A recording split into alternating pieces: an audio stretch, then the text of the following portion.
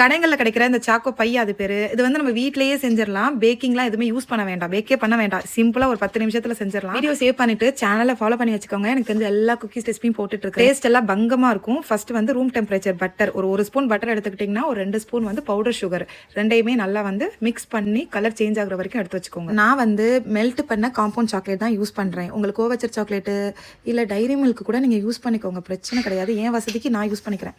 Double boiling மெத்தடில் நான் milk காம்பவுண்டை வந்து மெல்ட் பண்ணி வச்சிருக்கிறேன். அப்புறம் மேரி கோல்டு 10 ரூபா பிஸ்கெட் பாக்கெட் எடுத்துட்டு பிஸ்கெட் எல்லாமே பாலில் ஒருக்கா நினச்சி வச்சிருக்கிறேன். ஒரு ஸ்பூன் பட்டர் சுகர் எடுத்துட்டு அப்ளை பண்ணிட்டு இந்த பிஸ்கெட்டை இன்னொரு தடவை மூடி வச்சிருங்க. அவ்வளோதாங்க.